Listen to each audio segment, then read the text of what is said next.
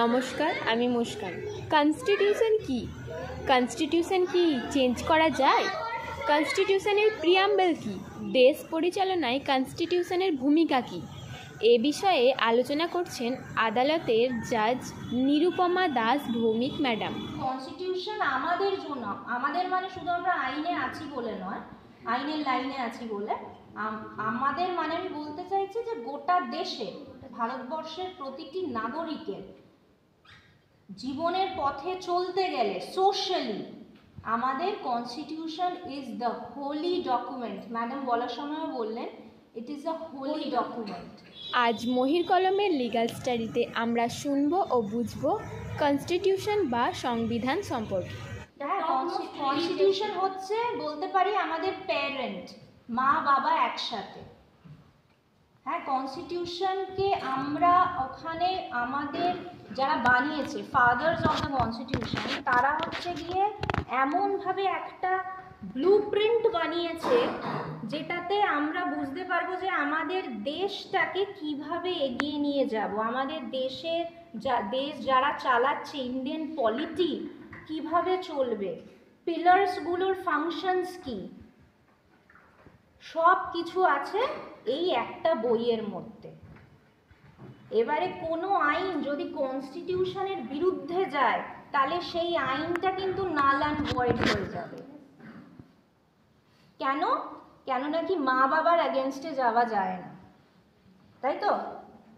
হ্যাঁ, তেমনি constitution is the guardian, constitution is our parent, constitution is our holy document, যেটাকে আমরা always follow করে চলবো।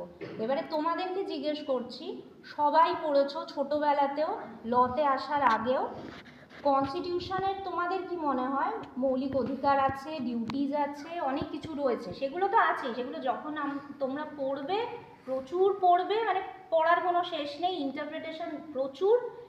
একটা জিনিস জিজ্ঞেস করছি, কনস্টিটিউশনের মেন পার্ট তোমাদের কি মনে হয়, মানে তোমাদের ওপিনিয়নে কনস্টিটিউশনের খুব ইম্পর্টেন্ট একটা পার্ট কি? ফান্ডামেন্টাল রাইটস, মানে যেটা ছাড়া কনস্টিটিউশন অচল, সেটা বলছি আমি।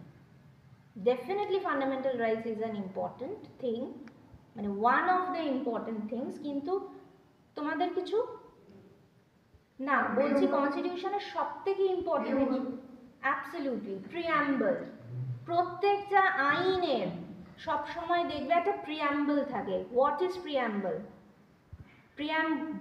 প্রিয়াম্বল শব্দটা এসছে প্রিয়াম্বুলাস থেকে, তার মানে ইন্ট্রোডাকশন।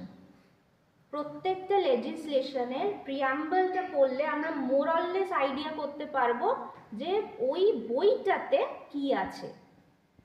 তো কনস্টিটিউশনের প্রিয়াম্বল অনেকটা বড়, তাই তো? ওইটা পড়লে আমরা দেখতে পারবো কনস্টিটিউশনের অবজেক্টিভস কি, কনস্টিটিউশনের নেচার কি। নেচার কি? সোশ্যালিস্ট, সেকুলার, ডেমোক্রেটিক রিপাবলিক আমাদের কান্ট্রি।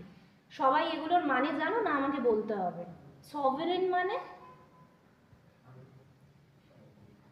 আমাদের দেশ স্বাধীন, তাই তো?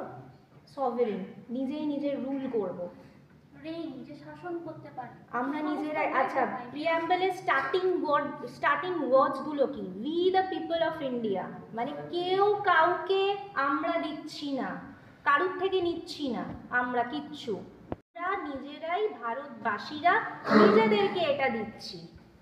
কনস্টিটিউশন কি কারুর থেকে আমরা নিয়েছি?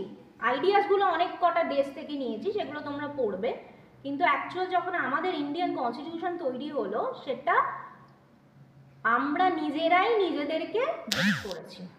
We the people of India, কোথা থেকে আমরা নিই? আমরা নিজেরাই নিজেদেরকে কনস্টিটিউশনটা দিয়েছি। তারপরে সভরেন বললাম, সোশ্যালিস্ট মানে ওয়েলফেয়ার স্টেট, মানে একটা ইকুয়াল ডিস্ট্রিবিউশন অফ ইনকাম থাকবে, যাতে যে ডিফারেন্স রয়েছে গরিব এবং বড়লোক যতটা সম্ভব সরকার সেটাকে মিনিমাইজ করবে। ঠিক আছে, এই সব জিনিসগুলো রয়েছে।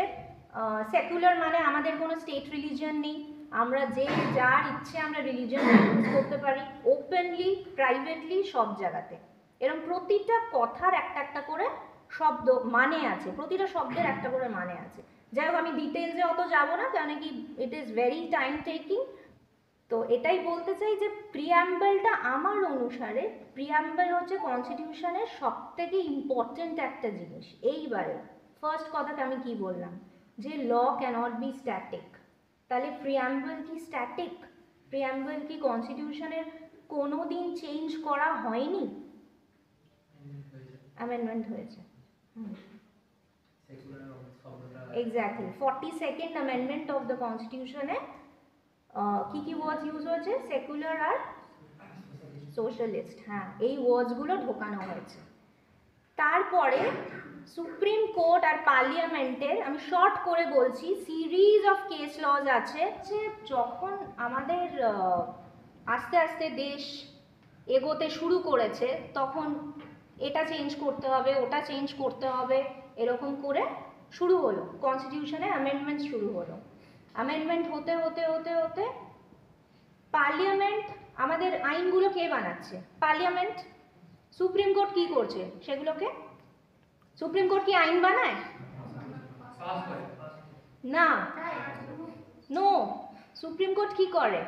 আইন আমাদের পার্লিয়ামেন্ট বানাচ্ছে। স্টেটে হচ্ছে লেজিসলেটিভ অ্যাসেম্বলি, আর ওখানে হচ্ছে, হ্যাঁ, সুপ্রিম কোর্ট আইনটাকে শুধু ইন্টারপ্রেট করছে, যে কি এইটার পেছনে অবজেক্টিভস কি, এইটাকে আমরা কি অ্যাঙ্গেলে দেখব, কোন কোন জায়গায় এই জিনিসটা অ্যাপ্লিকেবল হবে। যখন এই সুপ্রিম কোর্টের সামনে কেস হচ্ছে বা চ্যালেঞ্জ হচ্ছে ওই লটা, তখন সুপ্রিম কোর্ট সেটা দেখছে। তো এইবারে সুপ্রিম কোর্ট আর পার্লামেন্টের মধ্যে যুদ্ধ লাগলো, টাসেল হলো।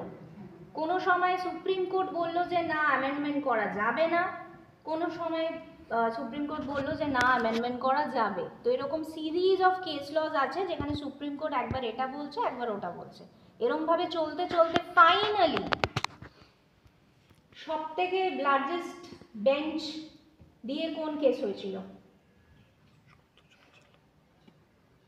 13 জাজেস বেঞ্চ,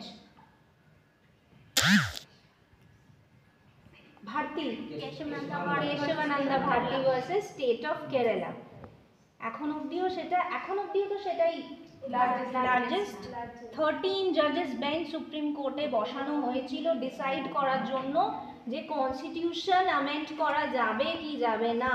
সেখানে সুপ্রিম কোর্ট কি বললো? করা যাবে কি যাবে না?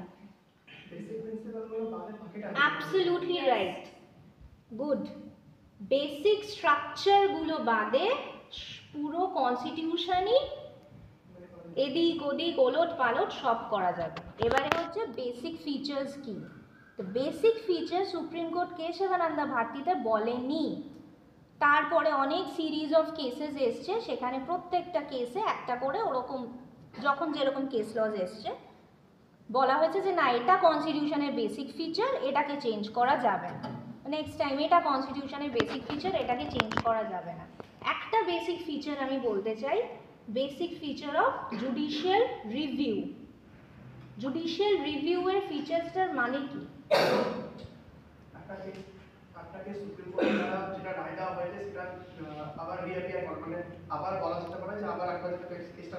না, জুডিশিয়াল রিভিউ মানে একটা আইন বানানো হয়েছে, সেটাকে যখন চ্যালেঞ্জ করা হলো, তখন মানে অ্যামেন্ডমেন্ট করা হয়েছে কনস্টিটিউশনে, তখন সেইটাকে যদি চ্যালেঞ্জ করা হয়, সেইটাকে চ্যালেঞ্জ করা যাবে কি যাবে না, মানে জুডিশিয়ারির কাছে সেটাকে প্লেস করা যাবে কি যাবে না। সুপ্রিম কোর্ট, পার্লিয়ামেন্ট আইন বানালো কনস্টিটিউশনে অ্যামেন্ড করে যে ফান্ডামেন্টাল রাইটস পুরোপুরি চেঞ্জ করে দেওয়া যাবে।